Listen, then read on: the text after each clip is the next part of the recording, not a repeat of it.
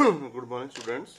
It's me, Nindya sir, and today I am going to take a very interesting topic, and that is slide wire bridge or meter bridge. ये जो slide wire bridge है या meter bridge है, this is the practical application of your V-stone bridge. ये उस V-stone bridge की practical application रहती है. तो आज हम पढ़ेंगे slide wire bridge. ये जो slide wire bridge होता है, it is used to find the unknown resistance. Unknown resistance नापने में काम आता है accurately for determining the unknown resistance. तो अननोन रेजिस्टेंस अगर आपने कोई निकालना है, कोई आपके पास कोई अननोन रेजिस्टेंस है, उसको निकालने के लिए आप मीटर ब्रिज का इस्तेमाल कर सकते हो. अब मीटर ब्रिज जो होता है, it works on the principle of Wheatstone bridge, that is P by Q equal to R by S. ये व्हीटस्टोन के ब्रिज के प्रिंसिपल पे काम करता है. P by Q equal to R by S होता है. इसकी कंस्ट्रक्शन में हम देखते हैं कि ऐसे स्ट्रिप्स रहते हैं हमारे पास. ये एक स्ट्रिप है हमारे पास जो मैं आपके सामने बना रहा हूं. यहाँ पे एक स्ट्रिप है. ओके. उसके बाद यहाँ पे एक स्ट्रिप होती है, ये स्ट्रिप होती है. ऐसे हमारे पास 3 स्ट्रिप्स होते हैं. ओके. अब ये जो तीनों स्ट्रिप होते हैं, लकड़ी का एक हमारे पास फ्रेम रहता है, वुडन फ्रेम. उसके ऊपर ऐसे 3 स्ट्रिप्स लगाने हैं. ये कॉपर के होने चाहिए.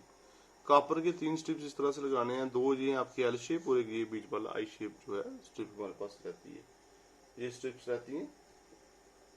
यहाँ पर टर्मिनल होते हैं. एक यहाँ पे बीच में टर्मिनल होता है, एक ये टर्मिनल है, एक ये टर्मिनल है. अब मैं बताऊंगा इन टर्मिनल का काम क्या होता है. तो यहाँ से यहाँ एक वायर लगाते देते हैं. वायर रेजिस्टेंस वायर होती है. तो ये जो रेजिस्टेंस वायर होती है, ये जो वायर है 1 मीटर लॉन्ग होती है. That's why it is called the metre bridge. और ये जो वायर होती है ये रेजिस्टेंस वायर है. मतलब ये मैग्नीन या कांस्टेंट या यूरेका की बनी होती है. मैग्नीन या कांस्टेंट की बनी होती है. ये वायर 1 मीटर लॉन्ग होती है. This wire is 1 metre long. This wire A C, this wire A C, ये जो आपकी वायर है ए सी, ये 1 मीटर लॉन्ग होती है. This is 1 meter long and it is a resistance wire made of manganese or constant. अब आपने क्या करना है, इसके अंदर एक स्केल रहता है हमारे पास. यहाँ अंदर एक स्केल होता है छोटा सा. ये मैं स्केल बना रहा हूँ. ये स्केल होता है अंदर फॉर मेजरिंग द लेंथ. जो स्केल होता है उसके ऊपर मार्किंग रहेगी. ये मार्किंग भी मैं कर रहा हूँ. ये स्केल आ गया आपका. स्केल के ऊपर मार्किंग रहेगी. क्लियर. ये आ गया स्केल. तो स्केल भी 1 मीटर लॉन्ग रहेगा.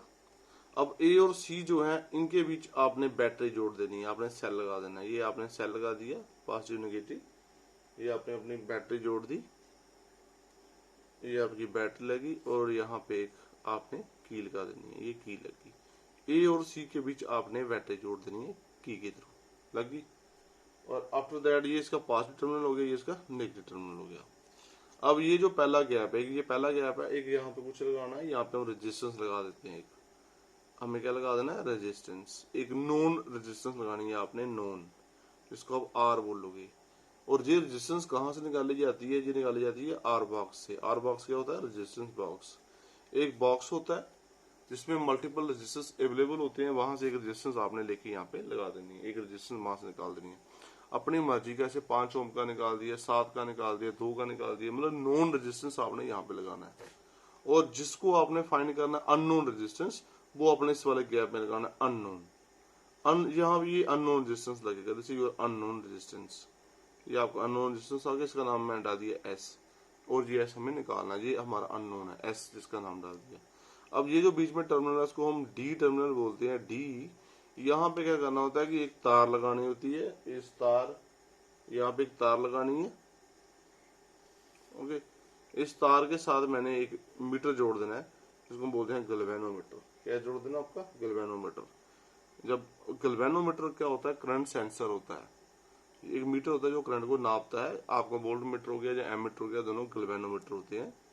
तो गैल्वेनोमीटर का दूसरा एंड जो होता है वो जॉकी के साथ जोड़ना होता है.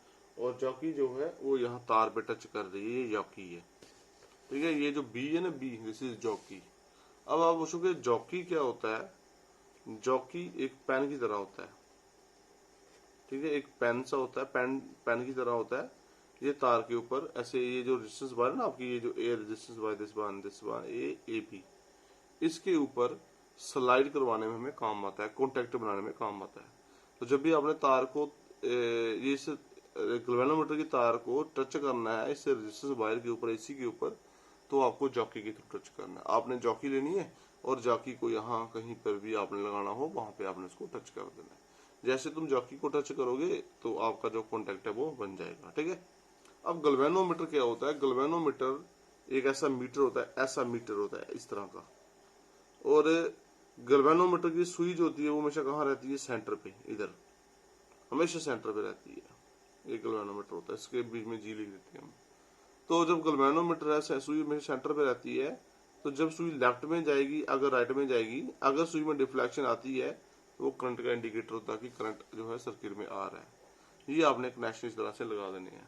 तो जो रेजिस्टेंस बॉक्स है आपका वो आपने लगाना पहले वाले गैप में, जो आपका अननोन रेजिस्टेंस है वो दूसरे वाले गैप में लगाना है, यहाँ पे लगा देना, ये प्रैक्टिकल आपका।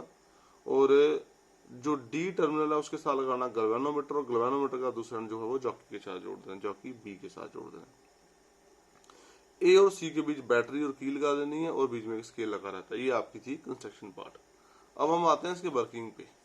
वर्किंग में हमने क्या करना है कि सबसे पहले हम सर्किट को ऑन करेंगे। ऑन करने के बाद कुछ हिसाब का करंट आपने इसमें एडजस्ट कर देना है, ठीक है। हिसाब का करंट जो है वो इसमें एडजस्ट कर देना है। अब कितना करंट एडजस्ट कर देना है? एक ना ज्यादा कम और ना ही बड़ा ज्यादा, मतलब एक हिसाब का करंट जो है वो इसमें एडजस्ट आपने कर देना है। एक कांस्टेंट करंट जो है वो इसमें मेंटेन कर देनी है। एक बार आपने कांस्टेंट करंट इसमें मेंटेन कर दी, then what will happen, constant current करने के बाद आपने क्या करना है कि ये जो जॉकी है ना, जॉकी ये बी, इसको आपने ए पे टच करना है यहाँ पे। ये सारा कुछ लगाने के बाद जब तुम ए पे टच करोगे तो सुई जो नॉर्मली गैल्वेनोमीटर की जीरो पे रहती है वो एक तरफ जानी चाहिए। सपोज करो जब मैं टच करता हूं तो वो कहाँ चली जाती है? लेफ्ट में, ठीक है, ए पे टच करने पे। फिर आपने जॉकी कहाँ टच करनी है? सी पे। जब आप सी पे टच करते हो तो जो आपकी डिफ्लेक्शन है वो कहाँ जाना चाहिए? राइट की तरफ, ऐसा होना चाहिए। अगर ए पर टच करने पे जॉकी लेफ्ट में जाती है और सी पे टच करने पे जॉकी राइट पर जाती है, then your connections are okay. तब आपके कनेक्शन होते हैं वो ओके होते हैं। अगर ऐसा नहीं हो पा रहा है तो कनेक्शन में कहीं ना कहीं कोई फॉल्ट है, फिर वो आपको जो फॉल्ट होता है वो निकालना पड़ता है, कहीं ना कहीं पे कुछ छूट रहा है। देखो, अगर ए पर रखने पर सुई लेफ्ट में जाती है तो जैसे तुम ए से थोड़ा सा आगे रखोगे तो सुई लेफ्ट से थोड़ा सा आगे मुड़ेगी, फिर धीरे वो करोगे और सुई आगे मुड़ेगी और मुड़ेगी और मुड़ेगी, फिर बीच में कोई एक ऐसा पॉइंट आपको मिलेगा जब आप तार पे जाके रखोगे तब भी आपकी डिफ्लेक्शन जीरो आती रहेगी। वो पॉइंट आपको ढूंढना होता है। अगर आपने ए पर रखा और लेफ्ट पर आ रही है, बी पे रखा फिर भी लेफ्ट पर आ रही है, इसका मतलब सुई कभी भी सेंटर की तरफ नहीं जाएगी, इसलिए तुम्हें कभी भी बैलेंस पॉइंट नहीं मिलेगा। तो आपका कनेक्शन जो है वो फॉल्टी है। ऐसा नहीं होना चाहिए। ए पर लेफ्ट आ रहा है तो बी पे राइट आना ही चाहिए। अगर ए पर राइट आ रहा है तो बी सी पे लेफ्ट आना चाहिए। एक बार ए पे एक बार सी पे, दोनों एंडो पॉइंटों पर आपने जॉकी को टच करना होता है, and then you find the balance point, ठीक है। तो सपोज करो आपने ए पे टच करा तो सुई लेफ्ट पर जा रही है, जब आपने सी पे टच करा तो सुई कहाँ जा रही है? राइट पे। Then your connections are okay. फिर आप आगे इसको प्रोसीड कर सकते हो। जब आप इसको आगे प्रोसीड करोगे तो पहले देखो आपने क्या करना है कि स्टार्ट करना है यहाँ से, ए से।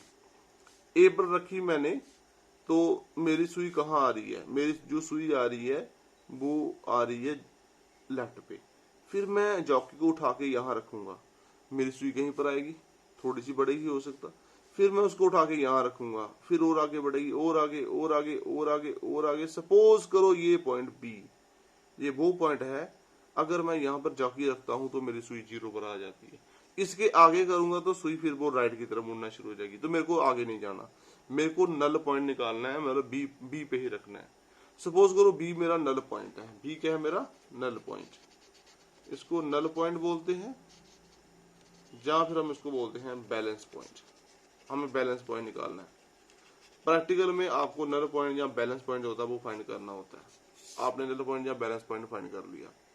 जब आपने नल पॉइंट या बैलेंस पॉइंट फाइंड कर लिया, सपोज करो बी पर आ जाता है। एक बार आपने बैलेंस पॉइंट फाइंड कर लिया, जनरल पॉइंट फाइंड कर लिया, उसके बाद आपने क्या करना है कि इसका वो नापना है length of the null point find करना है, length of the null point, but the length of the null point की जो लेंथ है वो नापनी है।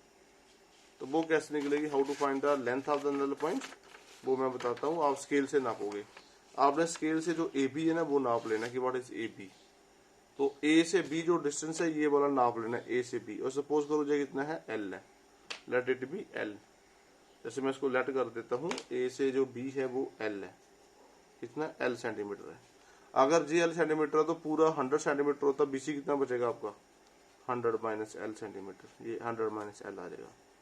दोनों लेंथ आपकी निकल गई, एक एल है तो दूसरी कितनी है 100 माइनस एल, एक एल है तो दूसरी कितनी है 100 माइनस एल। ओके, अब जो लेंथ थी बैलेंस पॉइंट की वो आपने निकाल दी। आपने कहा कि बैलेंस पॉइंट जो है उसकी लंबाई एल है। अगर उसकी लंबाई एल है, मतलब ए से बी जो एल है, तो बी से सी कितना होगा 100 माइनस एल, क्योंकि पूरी तार 100 सेंटीमीटर की होती है। सपोज करो आर क्या है, resistance per centimetre of the wire.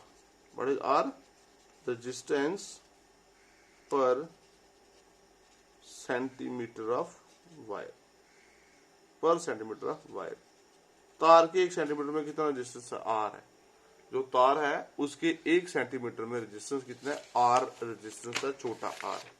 अगर उसके 1 सेंटीमीटर में आर रेजिस्टेंस है तो हम एल लेंथ का और जो 100 माइनस एल लेंथ है उन दोनों का रेजिस्टेंस जो है वो निकाल सकते हैं आराम से। Then what is the resistance of length, जो आपकी लेंथ है, कौन सी एक लेंथ आपकी आएगी, रेजिस्टेंस ऑफ लेंथ, कौन सी लेंथ बेटा, लेंथ आपकी A B. A B length का कितना आएगा, देखो 1 सेंटीमीटर का आपने आर मानना हुआ ना, स्मॉल आर, वो पर सेंटीमीटर, मतलब 1 सेंटीमीटर जो तार है उसका रेजिस्टेंस है छोटा आर। तो आपके पास ए बी तार है ना, ए बी तार कितनी है, एल है, तो what is resistance of A B, that is R into L.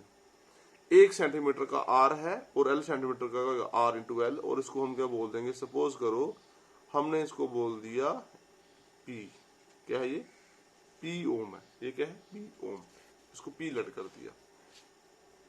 Then resistance of the length, length कौन सी दूसरी, बीसी, जो बीसी लेंथ है उसका कितना होगा, उसकी लंबाई कितनी है 100 माइनस एल, और 1 सेंटीमीटर में आर है तो उसकी लेंथ आएगी आर इंटू 100 माइनस एल, और इसको हमने लेट कर दिया क्यू, क्यू लेट कर दिया।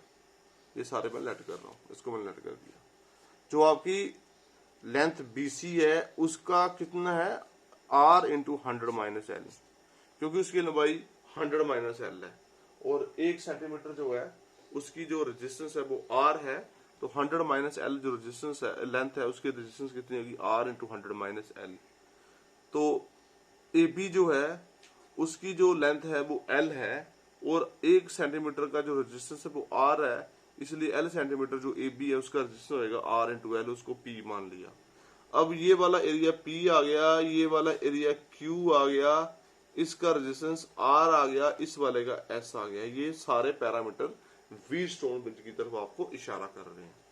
अगर ब्रिज आपका बैलेंस हो, जैसे कि ब्रिज बैलेंस है, आप देखते हैं कि यहाँ डी से कोई भी करंट बी की तरफ नहीं आ रहा है, no current is coming from D towards B because your galvanometer is showing 0 deflection. तो डी से कोई भी करंट बी की तरफ नहीं आ रहा है, इसका मतलब आपका जो ब्रिज है ये बैलेंस है। तो अगर मेरी जॉकी बी पर रहती है तो मेरा जो आपका ब्रिज है वो बैलेंस्ड ब्रिज है, तो ये ब्रिज पूरा क्या है, बैलेंस्ड है। अगर ये बैलेंस्ड है तो यहाँ पर प्रिंसिपल चलेगा व्हीटस्टोन ब्रिज का। तो अब ये आपका ब्रिज क्या है, बैलेंस्ड है ना, तो according to what, principle of what, Wheatstone bridge, Wheatstone bridge. Wheatstone bridge का प्रिंसिपल क्या कहता है, आपने पढ़ा हुआ P by Q is equal to R बटा एस, ये बोलता है ना आपका। तो पी की वैल्यू कितनी है, R into L upon Q कितना है, आर इंटू 100 माइनस एल, ये आ गया। आर की वैल्यू यहाँ पे आर रखी हुई है और एस की वैल्यू एस ही है। देखो आर की वैल्यू आर है, एस की value S, S is your unknown that has to be calculated.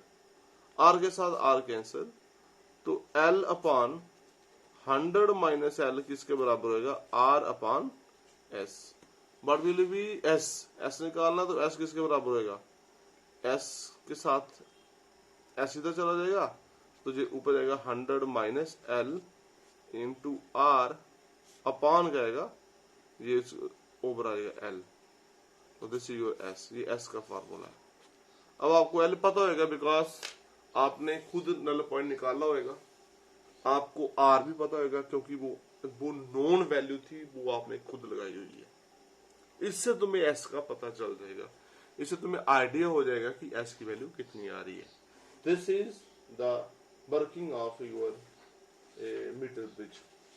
अब एक इंपॉर्टेंट नोट मैं आपको बता देता हूं कि जो मीटर ब्रिज है this is the most sensitive, ये सबसे ज्यादा सेंसिटिव कब होता है, सेंसिटिव मतलब कि ये रिजल्ट अच्छे देता है, उसको हम बोलते हैं सेंसिटिविटी, ये accurate result when all the four resistances are nearly of the same magnitude. अगर चारों का मैग्नीट्यूड नियरली सेम हो, अगर P, Q, R और S चारों लगभग क्या हो, बराबर हो, then the bridge is said to be sensitive. It is for moderate resistances only, ये मॉडरेट रेजिस्टेंसेस के लिए है। जो बहुत बड़े रेजिस्टेंसेस हैं उनके लिए भी नहीं है, और जो बड़े ज्यादा कम रेजिस्टेंसेस हैं उनके लिए भी मीटर ब्रिज जो है सक्सेसफुल नहीं है। The metre bridge insensitive, metre bridge insensitive बन जाता है for too high and too low resistances, ये इसका ड्रॉबैक आ जाता है। तो जो आपका मीटर ब्रिज है ये खाली मॉडरेट जो रेजिस्टेंसेस है उनके लिए है। अगर आपका ब्रिज जो है, अगर आप रेजिस्टेंस हैवी इस्तेमाल करते हो बहुत ज्यादा, तब भी आपका मीटर ब्रिज का आएगा इनसेंसिटिव आएगा, और अगर आप बड़े ज्यादा छोटे रेजिस्टेंसेस इस्तेमाल करते हो तब भी इनसेंसिटिव आएगा। तो ये आज का टॉपिक था आपका मीटर ब्रिज। मीटर ब्रिज को मीटर ब्रिज इसलिए बोला गया क्योंकि इसकी जो वायर है वो 1 मीटर की रहती है। तो कल हम करेंगे इस पोटेंशियोमीटर, ठीक है, ओके।